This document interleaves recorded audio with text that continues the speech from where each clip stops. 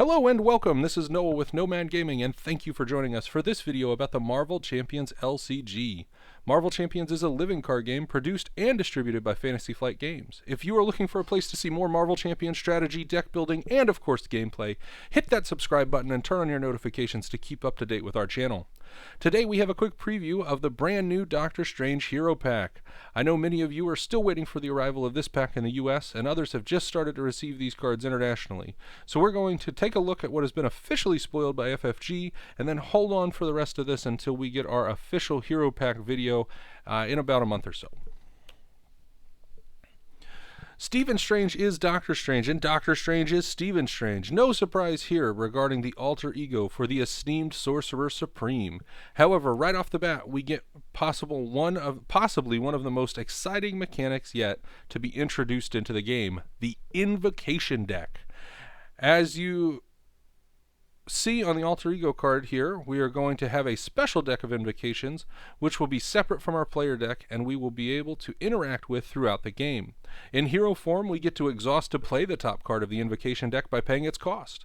Since this is a new mechanic and the hottest thing since, well, the last new thing that we got to play with, let's take a look and see what's in this invocation deck. It looks like there will be 5 invocations, and FFG was kind enough to show us 3 of them right off the top. We have 0 cost events that will draw us cards or swap statuses. Very interesting.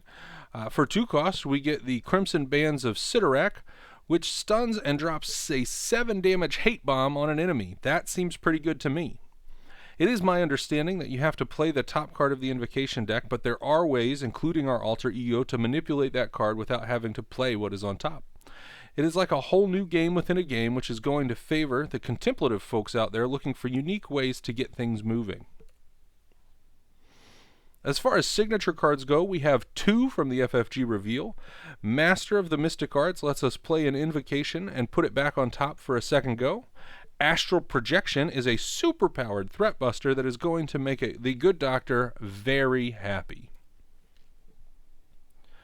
In an exciting bit of news, we have our first hero ally conversion with the release of Iron Man. Interestingly enough, the Doctor Strange deck is a pre-constructed protection build, so Iron Man doesn't even feature there.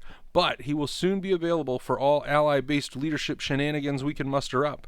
And it looks like he's geared toward a Voltron-style ally strategy where we can load him up with bonuses and keep him alive to wreak havoc on the villain's plans.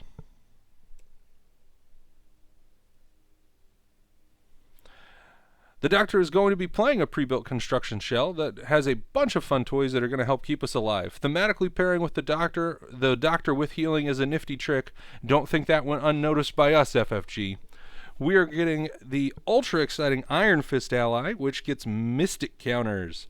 His counters are going to dole out stun and additional damage upon his victims. I can always find a good home for cards that stun, so I'm looking forward to sliding this guy into pretty much everything that I can.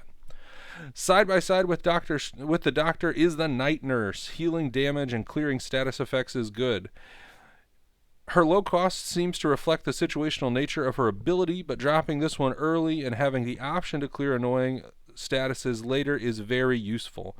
Note, though, that this doesn't work on our identity as a whole, just our hero, so planning is going to be key. We are also getting an upgrade that is going to give us a payoff for successfully defending in Unflappable. And then we get help on the defensive side with Desperate Defense, which is going to give us a ready after we successfully defended attack. I'm not going to complain about the successful development of the game's different aspects, and I think that all of these are on spot with what we want to see from protection. Of course, some of us geek out on the story and theme of the game, so we are going to bring Baron Mordo to stand opposite our mystical master. Mordo's bag of tricks is varied and unpredictable, but across the board, not that fun.